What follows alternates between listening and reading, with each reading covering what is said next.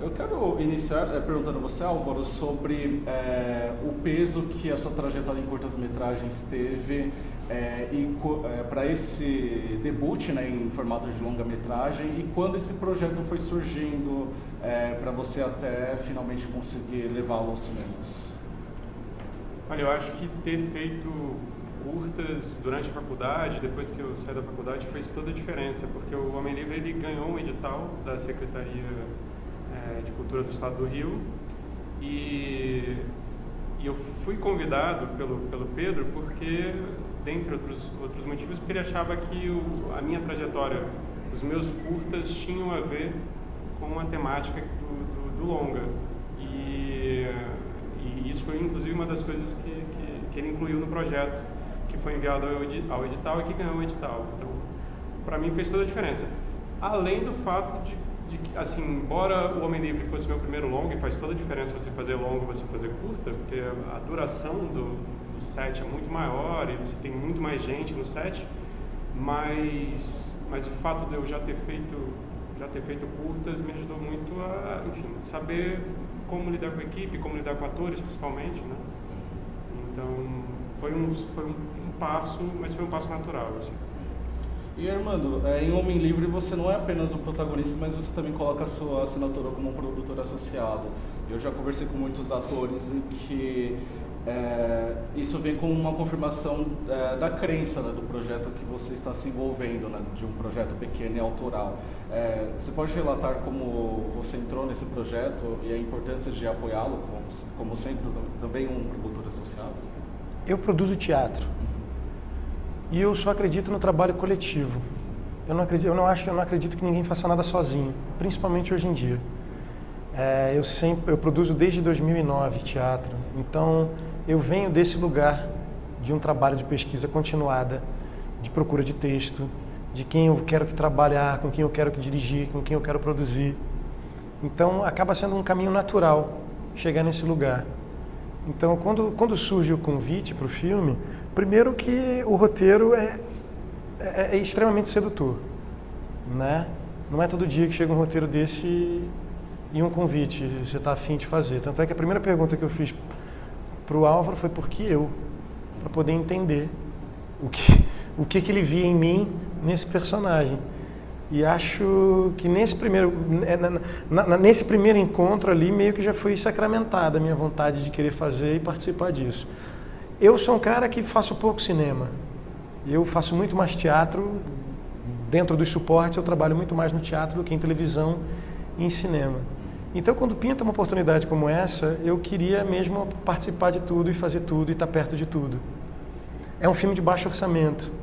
Então, acaba fazendo toda a diferença quando você consegue cortar todos os gastos e esses gastos também estão incluídos os cachês de elenco, está incluindo toda a forma e possibilidade de corte para você poder fazer um filme no orçamento é bem-vinda.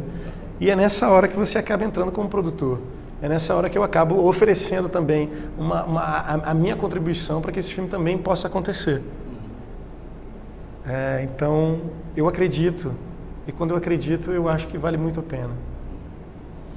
Entrando um pouco mais agora no aspecto do roteiro de Homem Livre, me chamou muita atenção como vocês abordam a questão da culpa e uma possibilidade de reparação dentro desse contexto de fé religiosa, né, de fé, de crença evangélica. Quero que vocês comentem sobre esse aspecto particular do roteiro que, na verdade, é comum, né, na vida real.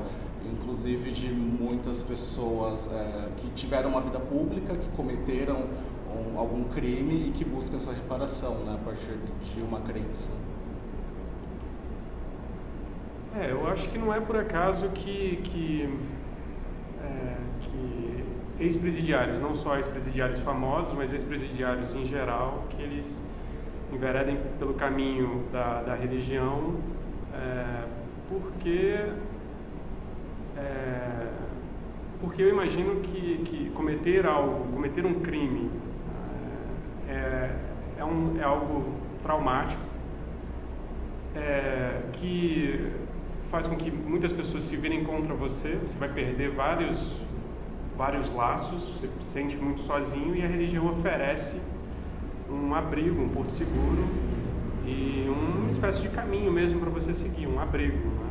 E eu acho que quando isso acontece com ex-presidiários famosos, existe também a desconfiança de que há um oportunismo, tanto da parte da igreja quanto da parte do próprio ex-famoso, né?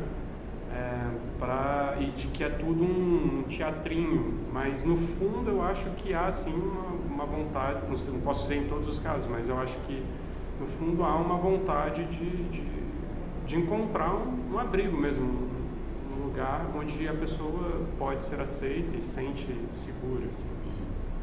Então daí veio a ideia de fazer o Homem Livre e fazer o Homem Livre se passar numa igreja evangélica, porque fazia todo sentido para o protagonista sair da prisão e ir parar nesse lugar, que já lida também com culpa, com perdão, tá tudo ali na religião, né?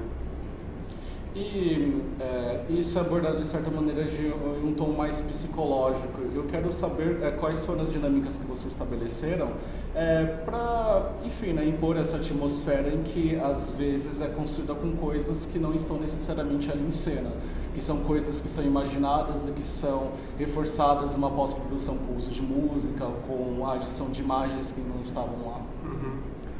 Eu acho que o filme ele se passa todo na cabeça do protagonista. Não é à toa que o Hélio Lott está em todas as cenas do filme, porque no fundo a gente mergulha na cabeça dele e enxerga o mundo através dos olhos do Hélio Lott, né? Então a realidade que a gente vê é a realidade que está se passando na cabeça dele. Aquela é a realidade dele, né?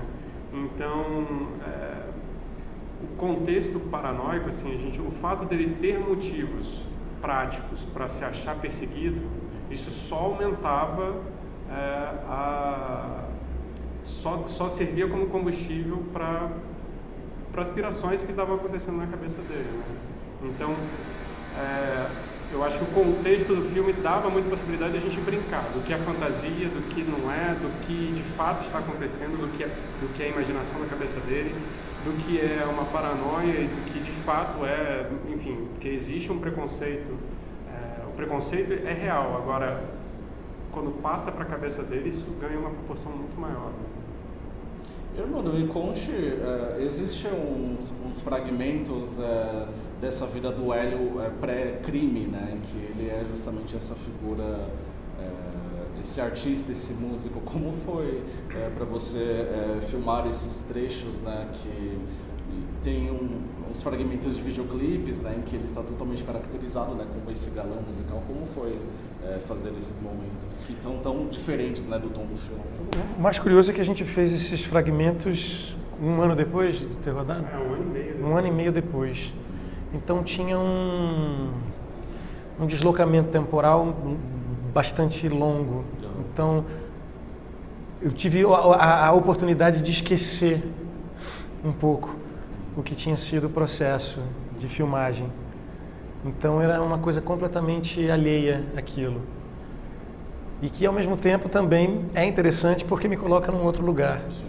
Então eu acabei usando desse artifício para poder estabelecer esse distanciamento entre aquele Hélio do presente e aquele Hélio do passado, que eu também sabia muito pouco. O que eu sabia do personagem no passado é que ele era um músico de muito sucesso e que ele cometeu um crime. Mas o que eu sei do personagem é o processo dele desde a saída da prisão. E tudo aquilo do passado que vinha para perturbar. Só que como todas as peças elas não se encaixavam, eu aproveitava o fato de não entender realmente aquilo e me dar o direito e a liberdade de me aproveitar dessa situação e agir de forma ignorante. Porque isso também era material. Isso também me alimentava. Não saber era positivo.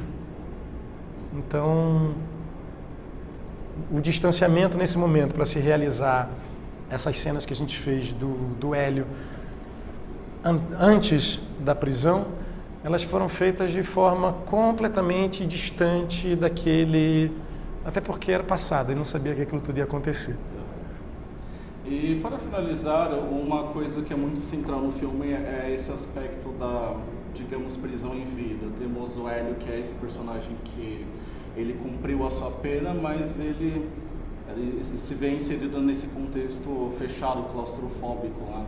Vocês pensam, imaginam que no fim das contas há um uma possível redenção para um personagem como esse, mesmo diante dos eventos que vão se dando na resolução dessa história?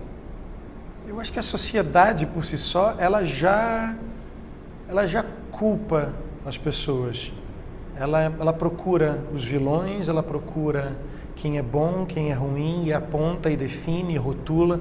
Então eu acho que isso a gente não vai conseguir fugir. A gente vive nessa sociedade que de cara já deixa a gente nesse lugar. Eu acho que já existe realmente essa prisão em vida. Ele é um prisioneiro em vida, inserido naquele lugar de dúvidas. As pessoas olham para ele e ao mesmo tempo vem aquele cara do passado e ao mesmo tempo sabem o que ele fez. Ele já está fadado. Ele já está fadado. Ele é um cara que carrega esse fardo.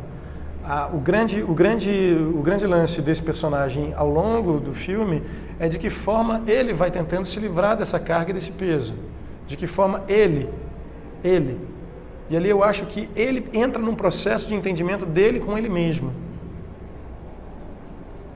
Ele percebe, entende, a gente questiona tudo aquilo que está acontecendo com ele, ele está num processo, num surto, numa paranoia, mas é ele com ele tentando, mesmo com todo o aparato, com todo o conforto, com toda essa segurança que a igreja e a religião traz, ao mesmo tempo aquilo afasta ele. De alguma forma, ele também tem um próprio processo dele de aceitação, de ressocialização, ele naquele lugar. E ele passa por isso. Muito doido isso, falar de uma coisa que aconteceu há tanto tempo atrás e ficar rememorando essas sensações e esses buracos pelos quais o personagem...